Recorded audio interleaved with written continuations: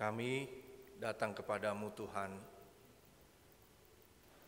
seumpama sungai yang kering yang membutuhkan kesegaran yang baru, bagaikan tanah kering yang membutuhkan air yang segar, yang kami yakini kami akan dapatkan di dalam kami menerima sabda-Mu. Pulihkanlah kami ya Tuhan, semangat kami, arahkan motivasi kami agar benar di hadapan Tuhan. Oleh sabda-Mu itu semua biarlah dapat terjadi dalam kehidupan kami selanjutnya. Berfirmanlah dan bersabdalah kepada kami semua. Demi Kristus dan di dalam Roh Kudus kami berdoa. Amin.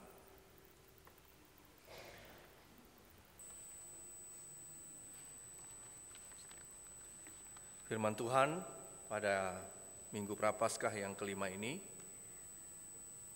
diambil dari Injil Kristus menurut Yohanes pasal 12 ayat 1 sampai 8.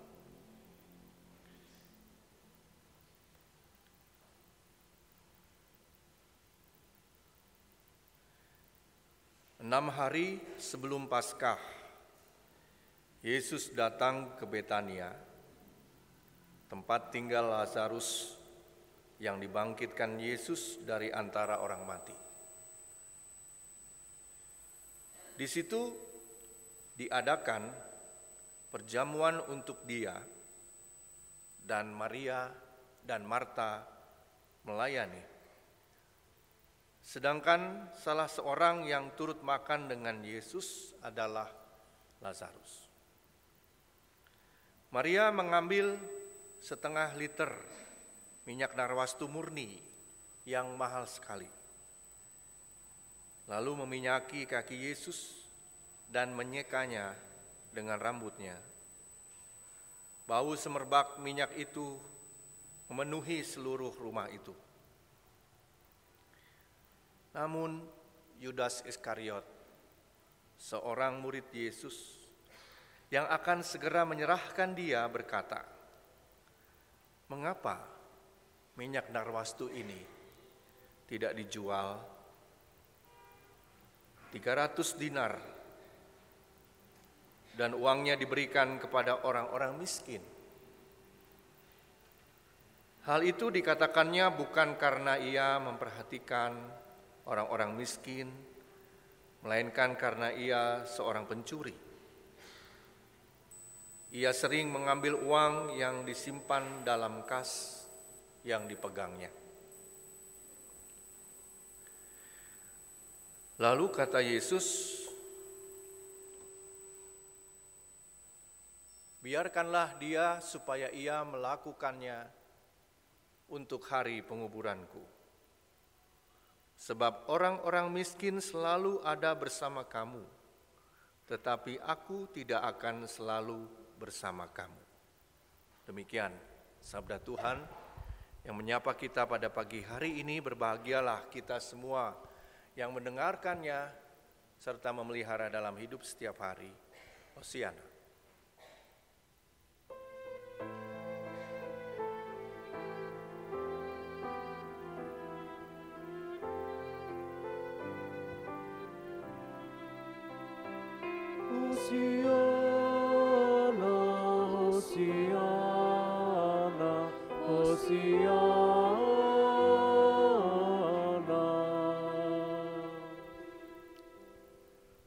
Kita terlebih dahulu bersama-sama melihat kesaksian dari Ibu Susilawati.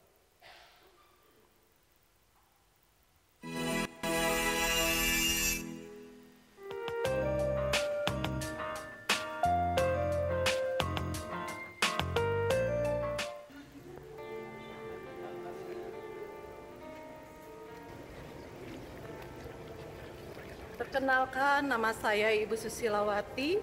Saya adalah sebagai ibu rumah tangga biasa dan saya juga pernah menjabat sebagai majelis di GKP Bandung 2 periode dari tahun 2014 sampai 2019. Saya pada saat sebelum mengenal Tuhan Yesus, kehidupan saya merasa saya kurang bersyukur dan kurang berpengharapan, tetapi ketika saya mengenal Tuhan Yesus, sungguh luar biasa yang saya rasakan. Susi itu pengen memberikan yang terbaik di dalam hidup Susi untuk Tuhan, tapi tidak bisa dengan harta benda yang begitu luar biasa, tapi ingin memberikan yang terbaik di dalam Susi ini, yaitu meluangkan waktu, tenaga, dan pikiran, khususnya di dalam kehidupan sehari-hari, di dalam tritugas panggilan gereja, bersekutu, melayani, dan bersaksi. Itulah yang coba saya aplikasikan di dalam kehidupan. Di mana saat ini Susi di gereja Jemaat GKP Bandung, saya saat ini di Komisi Litbindik, komisi yang membidangi penelitian dan pendidikan. Untuk kewilayahan, saya juga sebagai pengurus RT, terus sebagai sekretaris posyandu, juga ada beberapa hal yang lainnya juga yang memang dilakukan, yaitu seperti sebagai ketua bank sampah, ketua satgas kapusman kelurahan, ketua kampung KB, ketua dasyat. Mereka pun, siapa sih sebetulnya Ibu Susi ini, kenapa tidak berkerudung? Dan akhirnya mereka mengetahui bahwa saya bukan Muslim dan saya Kristen, tapi tetap mereka menerima saya dengan penuh sukacita. Puji Tuhan, antara pelayanan di gereja dengan di masyarakat sungguh sangat luar biasa. Saya rasakan dinamika pelayanan yang memang berbeda-beda.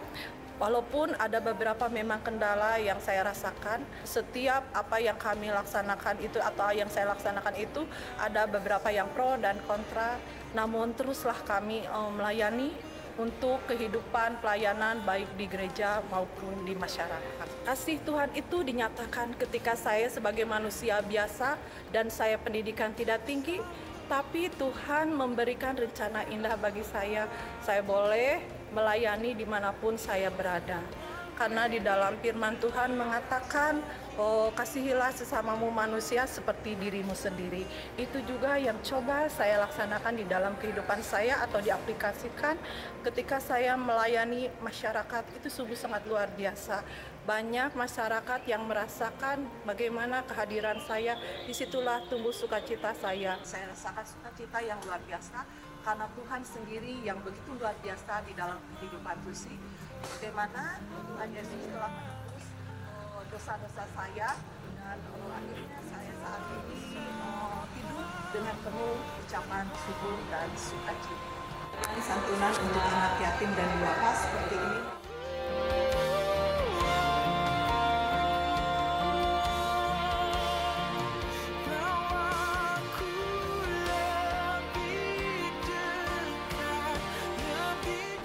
Istilah kasih itu harus dinyatakan dengan batur sakasur, batur sasumur, batur salembur, batur sagubenur.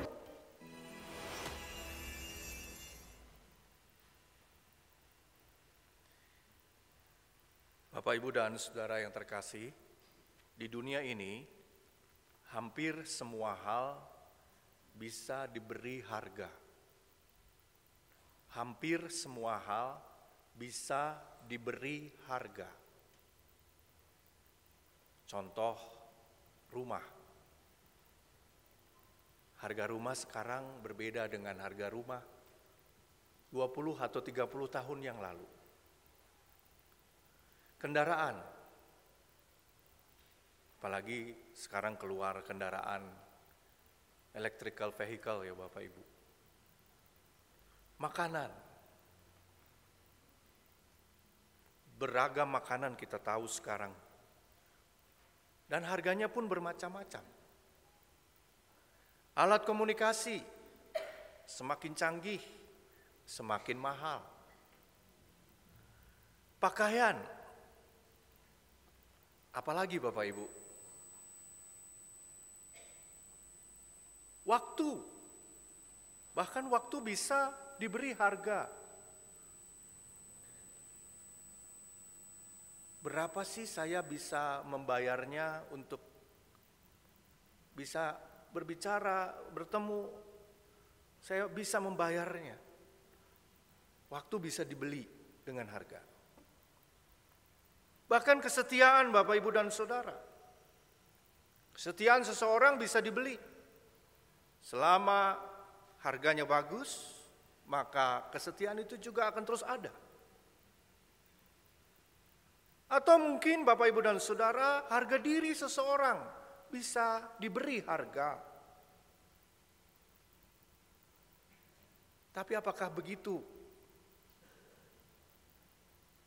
Kita memang hidup dalam kultur yang saat ini, saya menyebutnya kultur yang suka menghitung Bapak, Ibu, dan Saudara. Kultur yang suka membanding-bandingkan, menakar segala sesuatu dengan angka. Sebut saja istilah yang populer dari waktu ke waktu, istilah itu berbunyi, uang tidak menjamin kebahagiaan. Tapi kalau nggak punya uang, Bapak Ibu bahagia? Tentu saja tidak. Saya juga begitu. Boro-boro Pak bahagia. Yang ada rungsing Bapak Ibu.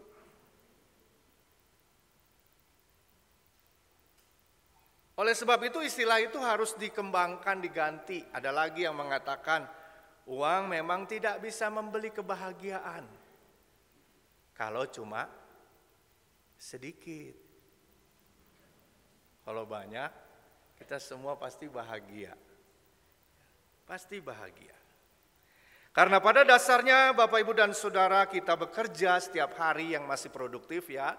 Kita bekerja untuk menghasilkan nafkah, dan nafkah itu menghidupi, mencukupi kebutuhan keluarga kita masing-masing. Jadi wajar-wajar saja. Kemarin ada yang dapat THR lalu pergi healing ya. Mudah-mudahan healingnya tidak jadi rungsing, jadi tidak jadi pusing ya Bapak Ibu. Perasaan di dompet saya tuh uang tuh berjuta-juta. Tapi pas akhir-akhir menjelang liburan lebaran yang habis, ternyata di dompet saya cuma tinggal KTP sama STNK Bapak Ibu. Perasaan masih tebel aja dompet saya ya. Ya begitulah ya kita ya, wajar. Di minggu ini Bapak, Ibu, dan Saudara, kita diajak untuk melangkah lebih jauh oleh firman Tuhan. Kita tidak sekadar memberi harga. Memberi harga kepada sesuatu yang lebih dari itu, yaitu nilai. Seperti yang dilakukan oleh Maria dalam bacaan kita. Ketika Maria menyambut kedatangan Yesus di rumahnya. Dan adalah sebuah kelaziman pada waktu itu ketika seorang tamu disambut dengan hospitality, dengan keramah tamahan. Dan di ayat 2 dikatakan di sana bukan hanya Maria tetapi juga Marta dan Lazarus melakukan apa yang disebut dengan keramah tamahan. Di sana di ayat 2 dikatakan diadakan perjamuan. Jadi tamu datang ya diajak untuk makan-makan, disambut, dijamu. Tamu jangan dicuekin, disambut, diajak makan. Marta menyiapkan segala sesuatu yang diperlukan untuk pelayanan meja. Sementara dikatakan di sana Lazarus menemani Yesus makan bersama. Bapak Ibu ingat Lazarus ini kisahnya, dia baru saja dibangkitkan dari kematian. Sementara Maria meminyaki kaki Yesus, itu yang dinyatakan dalam ayat ini. Jadi ketiga orang ini Bapak, Ibu, dan Saudara melakukan itu sebagai bentuk penghormatan, penghargaan kepada Yesus yang adalah tamu pada waktu itu. Tapi ada satu bentuk penghormatan yang tidak lazim, yaitu yang dilakukan oleh Maria ketika ia meminyaki kaki Yesus dengan minyak yang disebutkan sangat mahal. Bahkan bukan hanya itu, Maria menyeka kaki Yesus dengan rambutnya. Ini sesuatu yang tidak biasa. Ini sesuatu yang out of the box gitu ya. Sehingga menarik perhatian Yudas yang rupanya ikut bersama-sama dengan Yesus pada waktu itu. Yudas berkata, dalam bahasa sehari-hari ya, ngapain minyak semahal itu untuk menyeka kaki Yesus? Mendingan dijual dengan harga 300 dinar. Dan uang 300 dinar itu dikasihkan kepada orang miskin. Sekilas Bapak Ibu, pernyataan Yudas ini luar biasa. Benar-benar mulia. Perkataannya itu begitu ajaib. Perkataannya itu begitu membela kaum miskin Bapak Ibu dan Saudara. Karena alasannya itu diberikan kepada orang miskin. Tetapi Injil Yohanes memberikan informasi di sana bahwa Yudas itu berkata demikian bukan karena dia ingin membantu orang miskin. Dikatakan di sana Yudas adalah seorang pencuri. Bahkan dia melakukan tindakan manipulatif terhadap kas yang dipegangnya, terhadap keuangan yang diurusnya. Yudas ini melakukan tindakan manipulatif, pencurian, atau korupsi bahasa sederhananya. Jadi Yohanes mau menggambarkan Yudas ini sebagai sosok yang filantropi, yang begitu semangat, senang membantu orang dengan penuh semangat kemanusiaan, motivasi yang tinggi, tetapi hatinya Bapak Ibu dan Saudara dipenuhi dengan keserakahan dan cinta uang. Apa yang mau dikatakan oleh Injil Yohanes kepada kita hari ini? Ada dua sikap yang jelas-jelas berbeda. Sikap yang dinyatakan oleh Maria dan sikap yang dinyatakan oleh Judas. Maria melihat Yesus sebagai sosok yang bernilai. Sekali lagi, Maria melihat Yesus sebagai sosok yang sangat amat bernilai, sangat berharga, sehingga dia menyerahkan, mengorbankan, memberikan sesuatu yang Bapak Ibu dan Saudara sangat berharga yang dia punya, yaitu minyak narwastu dan rambutnya.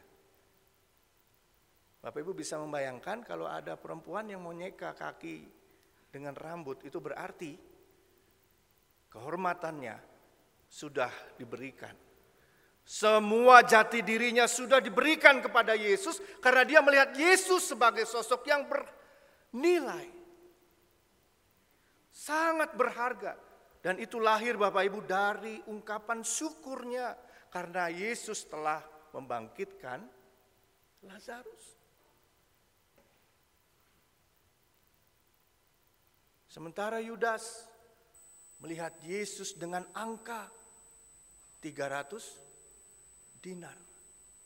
Bahkan bisa dikatakan Bapak Ibu dan Saudara, Yudas tidak memberikan penghargaan kepada Yesus.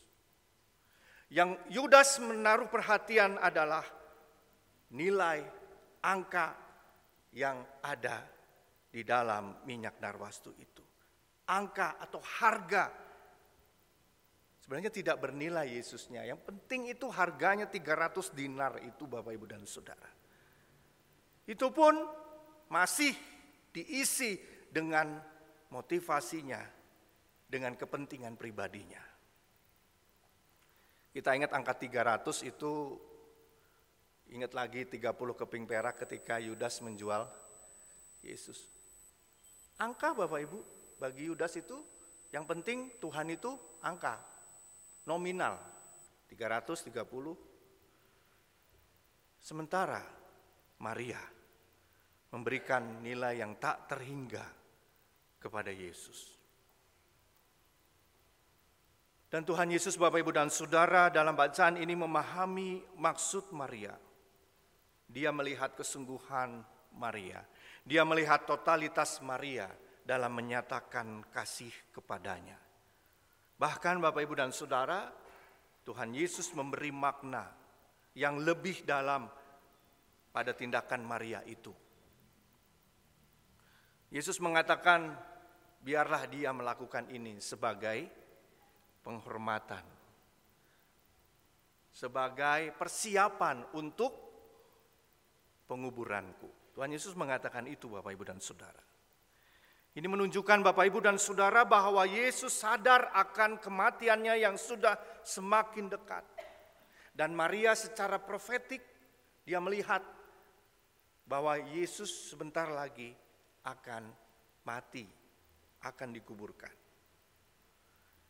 Kalau secara spiritualitas, Bapak, Ibu, dan Saudara, tindakan Maria ini menegaskan bahwa pusat iman kita sebagai orang Kristen adalah salib dan pengorbanan Yesus. Tadi Selatan 3 menyanyikan salib. Kata-kata salib dalam teks lagu itu sangat-sangat bagus. Karena salib, pengorbanan Kristuslah yang menjadi pusat iman kita, sehingga setiap tindakan kasih yang sesungguhnya berakar pada pemahaman salib itu. Pada pemahaman pengorbanan, bukan pada pemahaman tentang mencari keuntungan dengan angka 300 dinar. Orang Kristen yang melakukan kasih itu dasarnya adalah salib dan pengorbanan Yesus, bukan apa yang didapatkan. Bukan profit, tetapi sacrifice, pengorbanan. Dan ketika pengorbanan dilakukan, pasti rugi, Bapak, Ibu, dan Saudara. Rugi. Rugi segala-galanya, bahkan harga diri pun dipertaruhkan. Oleh karenanya Tuhan Yesus mengatakan, orang miskin selalu ada padamu, tetapi aku tidak akan selalu bersama denganmu. Itu maksudnya bukan berarti Tuhan Yesus mengabaikan orang miskin, tidak. Tuhan Yesus melihat Maria melakukan itu karena ketulusan cintanya, karena totalitasnya. Karena dia tahu bahwa Yesus akan dikuburkan.